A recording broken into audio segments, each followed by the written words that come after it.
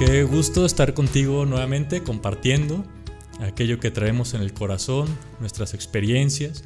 Soy Lalo Ramos, misionero del Espíritu Santo. Hola, Yael Posadas, un gusto volvernos a ver una semana más acá. Hola, ¿qué tal? Mucho gusto, mi nombre es Juan José Hernández, misionero del Espíritu Santo, bienvenidos. Pues para el día de hoy quisiera plantear y que vayamos platicando sobre algo que va a partir como de una experiencia, ¿verdad?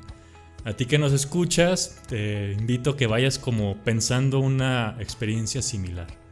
Yo me acuerdo de cuando estaba en secundaria, en mi primer año, pasé pues obviamente de la primaria, pero venía de una primaria en la que éramos muy pocos en la generación, ¿no? Y cuando entro a esa secundaria, en ese colegio, pues eran como 150, ¿no? De personas de esa generación, y la mayoría ya se conocía, o sea, era como una generación consolidada de que habían estudiado juntos ahí la primaria, etcétera, ¿no? Y me acuerdo que mi experiencia ahí fue de sentirme invisible, ¿no? Era como muy doloroso para mí en momentos, como llegar al salón y tocaba trabajo en equipo y ya las bolitas bien consolidadas, sabía quién con quién, y hasta que el maestro decía así como que pues quién faltó, era como la experiencia de decir, pues yo, ¿no? Y a ver a dónde me toca o con quiénes que ni siquiera conozco, ¿no? Y yo creo que fueron varios meses como esa experiencia de sentirme así, invisible ante el otro, ¿no?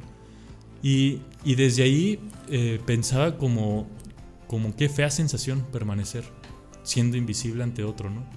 Yo creo que en especial luego cuando somos más chavos, jóvenes, secundaria, primaria, se aplicaba la típica ley del hielo, ¿no? O sea, yo creo que era como hacer invisible a alguien, o sea, no importa lo que tú digas, no importa lo que hagas, todo el grupo te vamos a ignorar, ¿no? Yo creo que eran experiencias incluso traumantes para el que les tocaba vivirla, ¿no? Digo, a mí no me hacían la ley del hielo, era como otra situación. Me tocó en momentos de hacer la ley del hielo, ¿no? Como hacer invisible a alguien. Y yo creo que podemos en momentos ir así por la vida, haciendo invisibles a otras personas. Pero también pensaba como en esta historia o sí, pues de superhéroes, ¿no? De personas que tienen el poder de ser invisibles. Que yo creo que ahí se juega como algo curioso, pero no sé si alguno quiera ya entrarle con algo parecido de lo que hayan preparado. Sí, fíjate que es muy cierto, como estas experiencias, que ahorita me acordaba también de esto de la ley del hielo, que era horrible, y no solamente porque éramos niños y se siente todo como muy, muy fuerte, ¿no? Sino porque verdaderamente es una cuestión que va a lo profundo de la existencia, ¿no? Y fíjate que este tema, la invisibilidad social, la alteridad, si podemos llamarlo así, ya se ha tocado, ¿no? Como desde la literatura. Ahorita me acordaba, como recordaba unas novelas, ¿no? Del hombre invisible, ¿no? Hay varias novelas y está bien interesante, donde es una persona que pues su piel no se puede ver, ¿no? Entonces es horrible, ¿no? O sea, nace siendo invisible, ¿no? Y lucha toda su vida por el reconocimiento de otros, ¿no? Pero es un trabajo inalcanzable, ¿no? Y yo pensaba, es que nuestra vida, yo creo que va así, ¿no? O sea, de la invisibilidad a la visibilidad, ¿no? Poniendo un dato también como que luego de la psicología que hablan mucho, como el bebé recién nacido, antes de reconocer su propia existencia, reconoce la existencia de la madre, ¿no? Es decir, hay alguien más ahí. Y es la madre quien le dice, existes, ¿no? Quien lo nombra, quien te dice, Yael, Lalo, Juanjo, ¿no? Y es cuando el otro nos nombra, cuando reconocemos que hay algo ahí, ¿no? Entonces es interesante también como los procesos, que creo que a lo mejor ustedes sabrán un poco más, cuando hay una ruptura de esas miradas, de esos nombres en la infancia, crecemos nuestra vida queriendo ser visibles, ¿no? Y a veces desde la herida o desde la compulsión, ¿no? Pero yo creo que todos nuestra vida vamos recorriendo de la invisibilidad a la visibilidad, ¿no? Me da mucha luz esto que comentas, Yael, porque yo creo que es esa transición de un espacio, una vivencia de invisibilidad hacia una visibilidad. Yo creo que las redes sociales ahorita permiten, pues, por lo menos en la superficie, ese paso, ¿no? Aunque no logra como dar cuenta de la existencia, de la conciencia del propio ser, ¿no? Me hace pensar esto que mencionan, ¿no? Ya mencionaba algunas anécdotas, experiencias. ¿Qué nos hace invisibles? Se me venía la pregunta, o sea, ¿qué me hace a mí ser invisible? O sea, ¿qué me provoca o qué suscito yo para hacerme invisible? A veces los otros me hacen invisible, como mencionaba, ¿no? A veces parece que no existo, no estoy ahí dentro de un grupo, tal vez mi palabra, mi voz, mi presencia no dice nada, y a lo mejor no quiero que diga y hasta me conviene, ¿no? En cierto punto, mejor me evito, ya sea por cuestiones que ya mencionabas, sea de aspectos de inseguridad, sea de aspectos de baja autoestima. Un perfil bajo me conviene para poder sobrellevar las cosas, ¿no? También a veces me hago invisible para poder no interpelarme, no exponerme tanto. O sea, es un nivel de protección, pero que no permite que todo el ser se ponga en juego. Yo creo que ese es como un aspecto muy, muy interesante. Así como en un primer momento me viene esa pregunta. Tengo otros aspectos, pero quisiera luego seguir ahondándolos más adelante. Sí, y es que, a ver, con esto que van comentando los dos, pienso como en dos tipos de invisibilidad, ¿no? Está a lo mejor un poco la de los Cuatro Fantásticos, la mujer invisible, ¿no? Que un tanto decide y otras veces las circunstancias la hacen invisible, ¿no? Está esto que también decía Yael, como de una persona que nació así, invisible, ¿no? O sea, qué difícil sería como que otro me pueda conocer, reconocer, ubicar, ¿no? Si permanezco invisible, no sabría ni siquiera si estoy cerca de él, ¿no? Pero lo otro se me ocurría como en Harry Potter, que tiene su capa, ¿no? O sea, él decide cuándo usarla, ¿no? Y creo que estaría en relación con esto que dice Juan. A veces a lo mejor por protegernos decidimos hacernos invisibles, ¿no? Y a lo mejor pensaría, o sea, ¿qué harías tú si fueras invisible, ¿no? A lo mejor te atreverías a hacer cosas que siendo visible no te atreves, ¿no? Prefieres como que no ubiquen quién es quien lo hizo, ¿no? Prefieres como decir, no, que quede de incógnito quién hizo esto, porque a lo mejor lo consideras penoso, malo, humillante, no sé, ¿verdad? Y a lo mejor ser invisible en momentos nos protege, ¿no?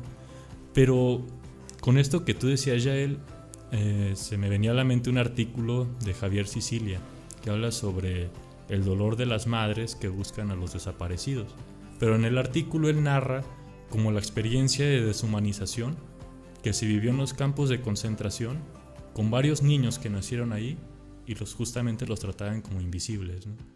O sea, al no dirigirles la palabra, al no reconocerlos, pues al final de cuentas el lenguaje es lo que nos modela culturalmente, ¿no? Es por el lenguaje que se nos viene toda una serie de valores, etcétera. Y hacer invisible a alguien era como quitarle la posibilidad de ser persona, ¿no? Desde su nacimiento.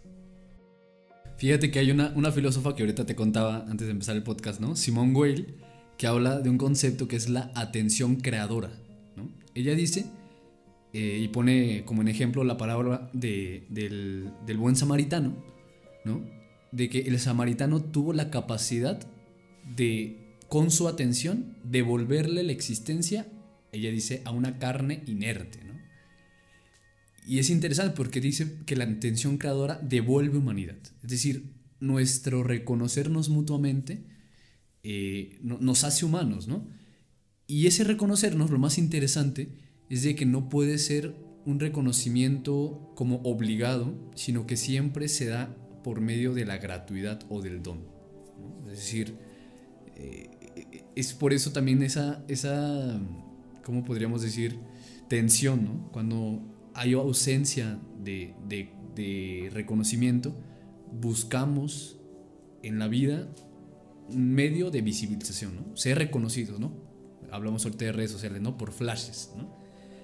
Pero en sí, incluso después de obtener ese reconocimiento, ahí sigue habiendo un vacío, ¿no?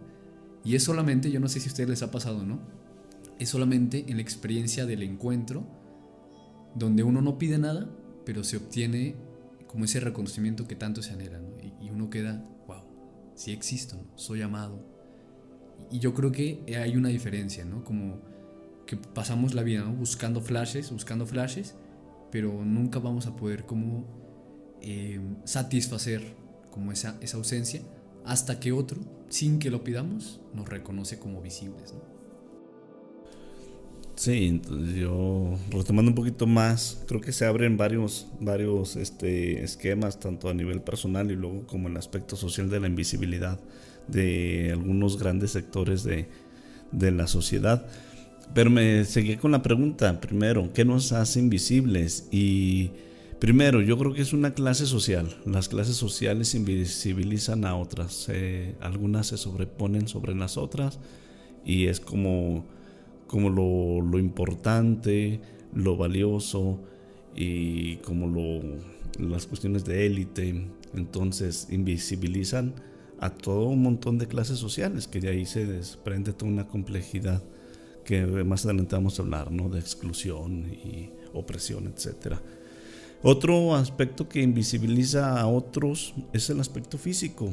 También quien pertenece a un grupo de modelos pues está bien posicionado. Quien pertenece a una vivencia como más de los patrones de belleza no estandarizados, entonces pues también es invisible, no existe, y que no me vean porque no cumplo con esos patrones, ¿no? Otro aspecto pienso que es el intelectual, ¿verdad? Quien no tiene las condiciones o un coeficiente intelectual encima del promedio, pues ya también es invisibilizado, no me sirves. O sea, hay una parte entonces de lucrar con la visibilidad y la invisibilidad. O sea, no me sirves, no me generas estatus, no me generas agrado para poder convivir y compartir contigo, no te puedo dejar entrar a mi grupo porque eres feo, eres fea, tienes ciertas condiciones que no me favorecen. Entonces ahí es cuando empezamos a excluir, empezamos a negarles la existencia, la posibilidad del encuentro, del diálogo a otros, ¿no? Yo creo que muchos adolescentes jóvenes experimentan mucho en la vida cotidiana. ¿Qué viene siendo esto? Pues el rechazo, la invisibilidad, como lo estoy hablando, surge como una herida de rechazo. Sí, ahorita como que se me venía a la mente la experiencia que voy teniendo en las redes sociales de la página Jóvenes con Espíritu. Ahorita ya él hablaba como del flash, o sea, y también yo pensaba, pues ¿cuánto dura el flash? ¿No?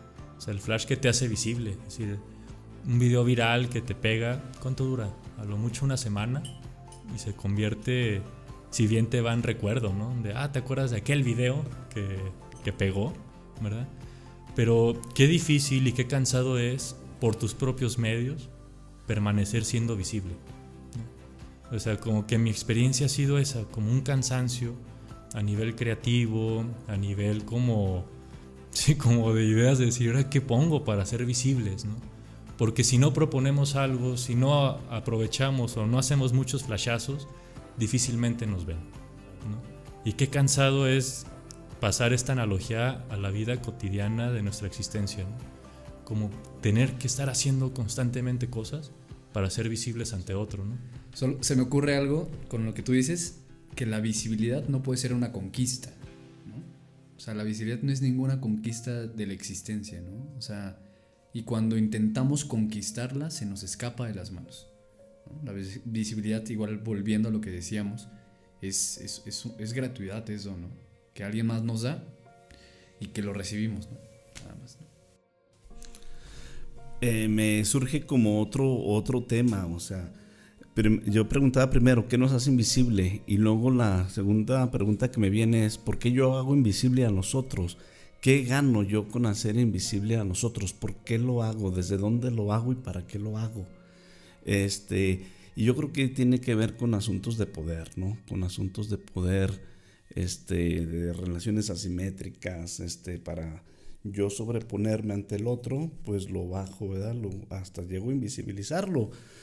Mucho se vive en familia, a veces en las parejas, con situaciones de poder de un lado o de otro. No tiene que ver como cuestión de género necesariamente, ¿no? Sino por eso es la importancia de qué busco. Cuando yo no le quito la palabra al otro, cuando yo le quito la capacidad de pensar, de racionalizar, de tomar una decisión, cuando yo es un proceso de sometimiento. Entonces también es un tipo de invisibilidad.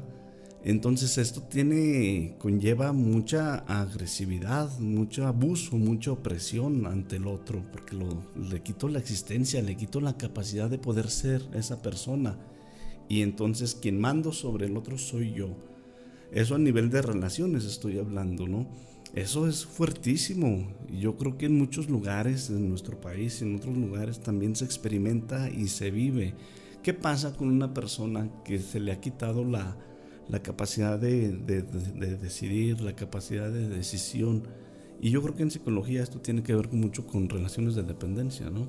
Entonces dicen, no manches, está fuertísimo esto, no sé qué piensan. Claro. Fíjate que concretizando, yo creo que la pregunta que tú dices es una realidad que vivimos todos los días, ¿no? Y todos hemos experimentado estando quizá de los dos lados. Pero yo creo que podríamos identificar, y creo que te invito a ti que nos escuchas a identificar en mis círculos cercanos, ¿no? Es decir, en mi familia, en mi escuela, en mi trabajo, en la calle, ¿no? Se da mucho, ¿no? Como hay personas que ya se han vuelto parte del paisaje, ¿no? Donde ya esta persona siempre está ahí, ¿no? Callada, ¿no? Y que incluso no solamente se han vuelto parte del paisaje, sino que yo he sido también una persona que ha provocado esta marginación y esta visibilización, ¿no? Yo creo que podríamos ir haciéndonos estas preguntas, ¿no? Interiormente. Sí, justo con lo que comenta Yael, yo me acuerdo de un retiro que dimos en Durango, ¿verdad? De mi mejor versión, y les planteamos a los chavos como que gritaran en silencio. Entonces parece una incongruencia, ¿no? Pero ya que trataban de hacerlo, como que la expresión era como nada más y no salía ruido, ¿no? ¿Cómo? Yo digo, ¿qué? y por más que intentaras emitir ruido, gritar en silencio parecía como un absurdo, ¿verdad? Y los mandamos a la calle y les dijimos, aprendan a escuchar, ¿verdad? Aprendan a mirar y vean quiénes y cómo están gritando en silencio, ¿verdad? ¿De qué modo están gritando? Y me acuerdo que cuando hicimos la recuperación de la experiencia, después de que se fueron al centro a caminar un rato, uno de los equipos no explicó, sino que se sentaron en el piso, y cuando les dije, a ver, platíquenos qué hicieron, estando en el piso hicieron como una especie de sketch y dijeron, así como que pasó a alguien caminando, ¿no? Y los que estaban en el piso empezaron a decir, hey, aquí estoy, no pases de largo, no soy invisible. Pero cada uno dijo una palabra, ¿verdad? Y a mí me conmovió, porque dije, ellos vieron, ¿verdad? Ellos escucharon. En medio del silencio, lo que parece ya no tener voz, lo que parece haber sido silenciado, lo que parece haber sido ya parte del paisaje, como decías tú, ¿verdad? Y yo creo que hacer conciencia de esos paisajes nos permite ver quiénes están ahí con su capa de Harry Potter, ¿verdad? A veces impuesta y otras veces a lo mejor decidida, pero que forman parte de él. Sí, yo creo que esto se va poniendo profundo porque imagínense qué siente alguien que está o que ha experimentado invisibilidad. ¿Cómo se siente? ¿Qué sufre? ¿Qué padece internamente? Y ahí del deseo a lo mejor de estos flash de aparecer en algún lugar para ser mirado, para ser visto, ¿no? Que el reflector, para calmar un poquito lo que puede generar de dolor, de ansiedad, etcétera, ¿no? De aquí estoy. Y yo creo que esto nos remite mucho, por lo menos así lo quiero interpretar y leer, ¿no? Ahorita que mencionabas el pasaje del buen samaritano, cómo poder, bueno, mejor dicho, Jesús, que sí tuvo la capacidad de hacer visibles a aquellos invisibles, de que volvieran a aparecer, de que volvieran a recuperar su dignidad, su existencia, lo que significa la vida en sí misma como visible, hacerse partícipe creadora de la vivencia social. Yo creo que Jesús tuvo la capacidad entonces de empatizar con los invisibles, ¿verdad? El poder tocar y contactar y abajarse donde parece que en la vida social cotidiana están los parámetros ya mencionaba, ¿no? De riqueza, de vida religiosa ordinaria, de vida mercantil comercial. Parece que ahí está donde se cose la vida, pero hay unos submundos, unos subsuelos donde casi nadie bajamos, donde se cose un montón de realidades de gente que aparentemente no existe. Y si se fijan, los que no existen están muchas veces en los guetos de áreas sociales. Y ahí yo creo que Jesús en los textos del Evangelio va a esos lugares y va como a mover las cosas y provocar como una revolución de la existencia, ¿no? O para la existencia. Y yo creo que esa es una confrontación para nosotros. Ahorita que mencionabas, muchas realidades de estas se han vuelto paisaje. Gente en los semáforos, gente en las calles, en las avenidas, en el centro. Pues ya los vemos como si hubiéramos un árbol o algo, ¿eh? Ya no nos dicen nada, no queremos que nos digan nada, no nos queremos que nos incomoden, ¿verdad? No queremos que se nos acerque, es mejor no verlos, mejor que no existan. Yo como que luego se me viene a la mente que cómo contactar con estas realidades, pues también recordando nuestra experiencia de invisibilidad, ¿no? Es decir, incluso a veces puede ser que tengamos miedo a estas realidades porque tenemos miedo de tocar y de revivir estas experiencias donde nosotros hemos sido también invisibilizados, ¿no? Y creo que el encuentro con esa realidad invisible nos permite también darnos cuenta y empezar a sanar, ¿no? Las veces que hemos sido negados, que alguien nos ha callado, las veces que alguien nos ha hecho menos, ¿no? Y no acercarnos a otorgar como un favor te otorgo este favor de que te voy a nombrar, le voy a hablar a esta persona, sino que es que todos los seres humanos tenemos una experiencia común, ¿no? De pasar, como decíamos, ¿no? De la nada a ser parte del todo, ¿no? O sea, de la no existencia a la comunión, ¿no? Y yo creo que recordar esas experiencias, y te invito a que puedas recordar estas experiencias donde hemos sido invisibilizados y que teniendo esto en el corazón podamos acercarnos con compasión, o sea, con las entrañas, con estas realidades que tienen estos clamores silenciosos. Sí, y bueno, al escucharlos, como que pensaba en las formas de hacer invisible al otro, ¿no? Que yo creo que va siendo luego gradual, ¿verdad? Ahora sí que va de mal en peor, en la manera de hacer invisible a los demás, ¿verdad? Y es como muy simbólico esto, ¿verdad? Yo creo que lo primero es la indiferencia, ¿verdad? Como decir, no me importas, hay algo ahí, pero no reconozco que seas alguien existente, no reconozco que seas persona. O sea, me eres indiferente, paso de largo. Y lo otro, yo creo que como el otro grado sería la desvalorización del otro, ¿verdad? Hablar mal de, ¿verdad?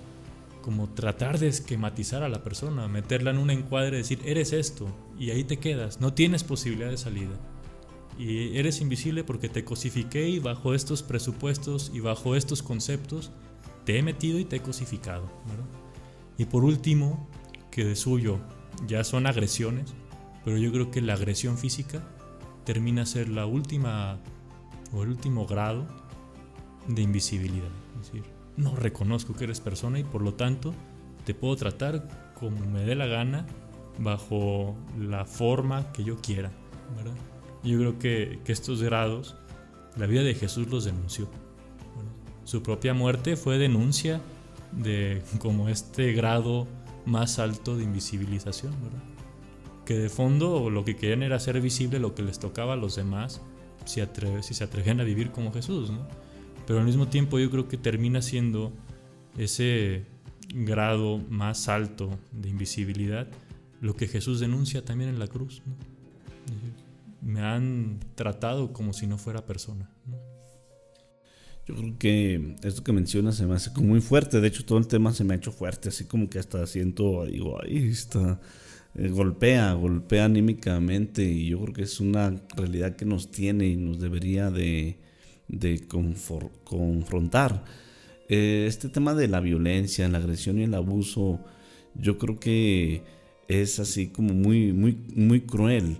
Que de alguna manera todo parte, quiero pensar, no sé si generalizar, pero parte de heridas de las dos partes, ¿no? Quien es invisibilizado cuanto quien es el opresor en este caso, que encubre también algo de dolor, algo de herida, y por eso someter para callar al otro, etcétera, ¿no? Con esto que decías, un tipo de reconocimiento a lo mejor, no de la mejor manera, pero es como para defenderme también.